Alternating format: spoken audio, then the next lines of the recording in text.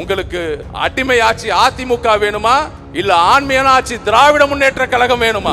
சிலர் சொல்வார்கள் இது அதிமுகவோட கோட்டை என்று. ஆனால் எப்போது நம்முடைய நாமக்கல் கிழக்கு மாவட்ட செயலராக அண்ணன் KRN அவர்கள் பொறுப்பேற்றாரோ அப்போதே அந்த கோட்டையில் விழுந்தது ஒரு பெரிய ஓட்டை. இது போல தனபால் பேச முடியுமா? இது போல சரோஜா பேச முடியுமா? மேடையிட்டு இந்த சாதனைகள் பட்டியலிட எங்க நானும் KRN தவிர வேற எந்த அதிமுகவை சார்ந்தவர்கள் பேச முடியுமா? 2021 இருந்து நாங்க சொன்ன சாதனைகள், செஞ்ச சாதனைகளை அதிமுக செஞ்சிருந்தா இன்னைக்கு எனக்கே இந்த வாய்ப்பு கிடைச்சிருக்காது. அவங்க செய்ய தவறியதை இந்த மதிவேந்தன் செய்து காட்டினான். இங்க இருக்கிறார் எடப்பாடி பழனிசாமி அவர்கள். நம்முடைய மாதேஸ்வரன் MP சொன்னார்ல, காப்பி அடிக்காதீங்க பாருங்க, அப்படியே காப்பி அடிக்கிறார். சுயமா உங்களுக்கு சிந்திக்க முடியுமா? என் மேல் அதிக நம்பிக்கை வைத்த இந்த ராசிபுரம் தொகுதி மக்கள், அவர்களை நான் மறப்பேனா? நான் வாழ்நாள் முழுக்க கடமைப்பட்டிருக்கிறேன். ஒரு சாமானியனாக முதல் முறை சட்டமன்ற வேட்பாளராக இதே மேடையில 2021 ஒரு நம்பிக்கையுடன் உங்க முன்னாடி நின்று உரையாற்றினேன். எனக்காக வாக்கு சேகரித்தேன். நான் சான்றிருக்கக்கூடிய திராவிட முன்னேற்ற கழகத்துக்காக வெற்றி பெற செய்ய வேண்டும் என்பதற்காக உங்கள் மேல் நம்பிக்கை வைத்து நான் இங்கு உரையாற்றினேன்.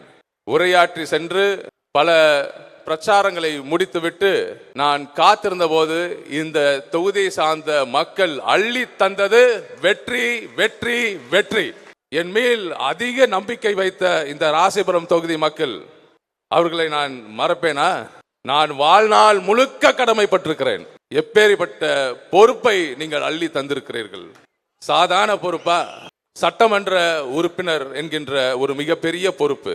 அந்த வெற்றியை நீங்கள் பெற்று தந்ததால்தான் நம்முடைய முதலமைச்சர், திராவிட நாயகர் அண்ணன் தளபதி அவர்கள் சட்டமன்றத்தில் முதல் முறையாக முதலமைச்சர் ஆகும் போது அந்த பெருமைக்குரிய அந்த அமைச்சரவையில் இந்த சாமானியனாக மதிவேந்தன் நான் இடம் பெற்றிருந்தேன்.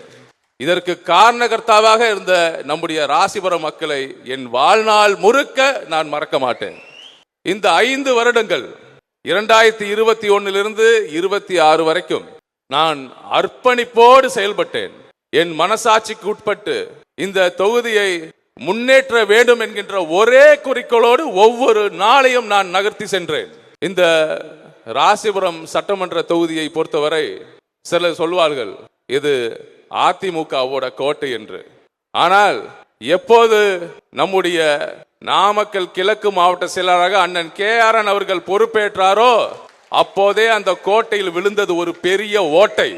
அவரின் பரிந்துரையின் பேரில் இன்று எனக்கு தலைவர் அவர்கள் அந்த வாய்ப்பை தந்த பிறகு நானும் மாவட்ட செயலாளர்கள் அவர்களும் இணைந்து இந்த ராசிபுரம் தொகுதியை எங்கள் தலைமையில் தூக்கி வைத்துக் கொண்டு ஆடினோம். காரணம், இந்த தொகுதி மக்களுக்கு நாங்கள் என்னென்ன நினைத்தோமோ அத்தனையும் நாங்கள் செய்து தர வேண்டும் என்கின்ற உள்ளுணர்வோடு அந்த வெறியோடு செயல்பட்டோம். இந்த 5 ஆண்டு கால ராசிபுரம் பார்த்த வளர்ச்சியை ஒரு 10% கடந்த 10 வருடத்தில் அதிமுகவை சார்ந்தவர்கள் இதை உங்க மக்களுக்காக செய்திருக்கிறார்களா என்பதை நீங்கள் சிந்திச்சு பாருங்கள். 2011 இருந்து 2021 வரைக்கும் மிக மிக அதிக முக்கியத்துவம் வாய்ந்த அதிகாரத்தில் இருந்தார்கள் திரு தனபால் அவர்களும் திருமதி சரோஜா அவர்களும். 2011 இருந்து 16 வரைக்கும் அதிமுக ஆட்சி செய்தது. அப்போது திரு தனபால் அவர்கள் சபாநாயகர் என்கின்ற மிகப்பெரிய அந்தஸ்துடன் உலா வந்தார். சபாநாயகர் என்பது சாதாரண பொறுப்பா? எப்படி சட்டமன்ற உறுப்பினர் 234 பேர் இருக்கிறீங்க, எப்படி அமைச்சராக 30 - 33 நபர்கள் இருக்கிறாங்க, முதலமைச்சராக ஒரே ஒருத்தர் இருக்கிறார். ஒரே ஒரு முதலமைச்சர் போல ஒரே ஒரு சபாநாயகர் தான். சட்டப்பேரவை தலைவர் என்கின்ற மிகப்பெரிய பதவியை வகித்தவர் திரு தனபால். மிகப்பெரிய பதவியை தந்த நீங்கள் அவர்கிட்ட எந்த அடிப்படை பணிகளை நீங்கள் பெற்றீர்கள்? அந்த 5 வருடத்தில் தனபால் அவர்கள் நினைத்தால் முதலமைச்சரிடம் தொடர்பு கொள்ளலாம், எந்த அமைச்சர்கிட்ட வேணாலும் ஒரு கட்டளை இடலாம். என் தொகுதிக்கு இதை பெற்று தாருங்கள், என் தொகுதிக்கான இந்த குடிநீர் பிரச்சனையை தீர்த்து தாருங்கள், என் தொகுதிக்கான இந்த சாலை வசதிகளை மேம்படுத்தி தாருங்கள், என் தொகுதிக்கான ஒரு மருத்துவமனையை கட்டித்தாருங்கள். முயற்சி செய்தாரா? உங்களுக்காக செய்து கொடுத்தாரா? இல்லை. ஒரு சின்ன கல்ல கூட அவர் எடுத்து போல. அதன் தொடர்ச்சியாக மீண்டும் ராசிபுரம் தொகுதி மக்கள் பெரிய மனசுக்காரங்க, மிகப்பெரிய மனசுக்காரங்க. எந்த வளர்ச்சியை அவங்களுக்கு தராட்டியும் மீண்டும் அதிமுகவுக்கு நீங்க வாய்ப்பு தந்தீங்க. 2016 திருமதி சரோஜா அவர்கள் நீங்க வெற்றி பெற செஞ்சீங்க. அப்ப என்ன பொறுப்புல இருந்தாங்க? அவங்க சமூக நலத்துறை அமைச்சர் என்கின்ற மிகப்பெரிய இலாக்காவை அவங்க கைவசம் வச்சிருந்தாங்க. இந்த மக்களுக்காக என்ன செஞ்சாங்க? அவர் இந்த அமைச்சரவையில் இடம் பெற்றிருந்த போது முதலமைச்சராக யார் இருந்தார்? திரு எடப்பாடி பழனிசாமி இருந்தார். எடப்பாடி பழனிசாமி எங்க இருந்தார்? சென்னையில் இருந்தாரா? மிக மிக அருகாமையில் இருந்தார். இங்கிருந்து 20 கிலோமீட்டர் சேலத்துக்கு போயிட்டு வந்துடலாம். எடப்பாடியில இருந்த திரு எடப்பாடி பழனிசாமிய எட்டி பிடிக்க முடியலையா? இந்த மக்களுக்கான திட்டங்களை உங்களால வாங்கி தர முடியலையா? இங்க இருந்து வாரத்துக்கு ஒரு தடவை நீங்க முதலமைச்சரை பார்த்து விட்டு, என் ராசிபுரம் மக்களுக்கு இந்த குடிநீர் தேவை வேணும், என் ராசிபுரம் மக்களுக்கு இந்த மருத்துவமனை வேணும், என் ராசிபுரம் மக்களுக்கு இந்த தொழிற்கல்வி ஏதாவது வேணும்னு ஏதாவது கேட்டு உங்களுக்கு பெற்று தந்திருக்காங்களா? இல்ல. போட்ட அந்த பாதாள சாக்கடையும் அரைகுறையா போட்டு விட்டு சென்று விட்டார். 2021 ஒரு சாதாரண சாமானியனாக இந்த மதிவேந்தன் உங்க முன்னாடி வந்து நின்ன, உங்க பொன்னான வாக்குகளை நீங்க எனக்கு அள்ளி தந்தீங்க. 2021 இருந்து நாங்க சொன்ன சாதனைகள், செஞ்ச சாதனைகளை அதிமுக செஞ்சிருந்தா இன்னைக்கு எனக்கே இந்த வாய்ப்பு கிடைச்சிருக்காது. அவங்க செய்ய தவறியதை இந்த மதிவேந்தன் செய்து காட்டினான்.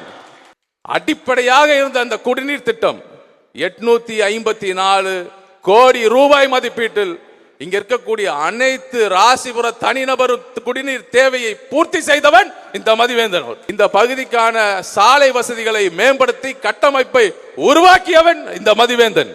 இந்த மக்களுக்கான மருத்துவ கட்டமைப்பை உயர்த்தி மாவட்ட தலைமை மருத்துவமனை என உயர்த்தியவன் இந்த மதிவேந்தன்.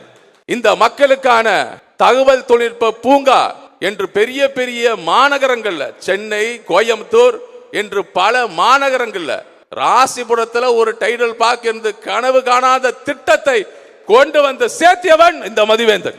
இது மட்டுமா? தீர்க்கப்படாத பல பிரச்சனைகள்.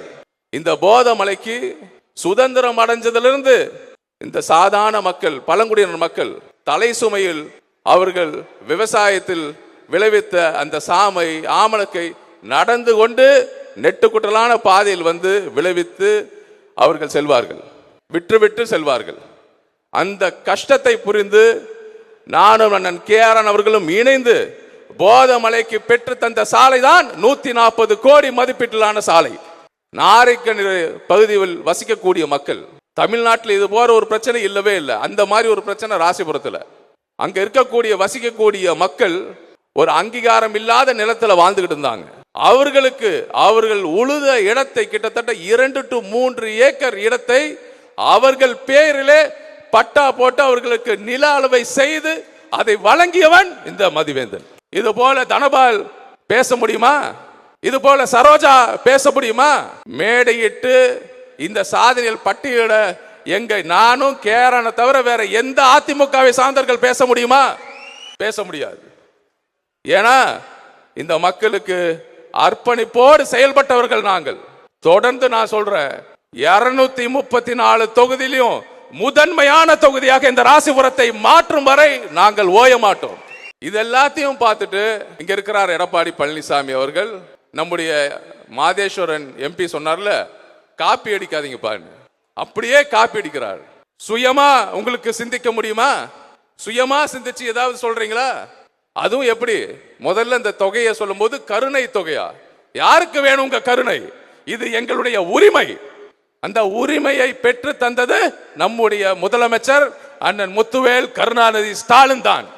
அந்த அளவுக்கு சிறப்பு வாய்ந்த திட்டங்களை நம்முடைய முதலமைச்சர் அவர்கள் இன்று பெற்று தந்திருக்கிறார். வர இருக்கக்கூடிய இந்த ஆட்சி என்பது ஒரு முக்கியம் வாய்ந்த ஆட்சி. உங்களுக்கு அடிமை ஆட்சி அதிமுக வேணுமா, இல்ல ஆண்மையான ஆட்சி திராவிட முன்னேற்ற கழகம் வேணுமா? உங்களுக்கு தலை நிமிர்ந்த தமிழகம் வேணுமா, இல்ல தவழ்ந்து கிடக்கிற தமிழகம் வேணுமா? இதுக்கு நடுவுல தான் போட்டி. எதிர்த்து நிக்கிறவங்களை பொறுத்து நம்மளுடைய வெற்றி கிடையாது.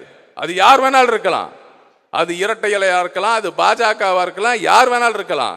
நம்மளுக்கு தேவை இந்த வெற்றி ஒரு வரலாற்று வெற்றியா இருக்கணும். நம்முடைய அன்பு சகோதரர் செந்தில் சொன்னார்ல, இது ஒரு சாதனை வெற்றியாக இருக்கணும். நீங்க எல்லாரும் சொன்னது போல கடந்த முறை எனக்கு நீங்க வாக்களித்தது 2000 வாக்குகள் வித்தியாசத்தில் என்ன வெற்றி பெற செஞ்சீங்க. இந்த தடவை நம்முடைய மாவட்ட செயலர் கேரன் அவர்கள் சொன்னது போல 40,000 வாக்கு வித்தியாசத்தில் நாம் ஜெயிக்க வேண்டும். அதற்காக நம்முடைய கூட்டணி கட்சி தோழர்களோடு இணைந்து இன்னும் 20 நாட்கள்ல தீவிரமான பிரச்சாரங்களை மேற்கொண்டு அனைத்து தரப்பட்ட மக்களையும் சந்திச்சு இதுவரைக்கும் வராத சாதனை வெற்றியை படைத்து ராசிபுரத்தை இதுவரைக்கும் இல்லாத அளவுக்கு வளர்ச்சி பணிகளை இந்த ராசிபுரம் தொகுதிக்கு பெற்று தரம் வரை நானும் அண்ணன் கேரனும் நம்முடைய கழக தோழர்களும் நம்முடைய கூட்டணி கட்சி நிர்வாகிகளும் ஓயமாட்டோம் ஓயமாட்டோம் ஓயமாட்டோம். வேண்டும் வேண்டும் மீண்டும் வேண்டும். ஆண்டாண்டு கால குடிநீர் பிரச்சனைக்கு நிரந்தர தீர்வு தந்து ராசிபுரம் வளர்ச்சியின் நாயகன் டாக்டர் மதிவேந்தன் அவர்களுக்கு உதயசூரியன் சின்னத்தில் வாக்களிக்க வேண்டும்.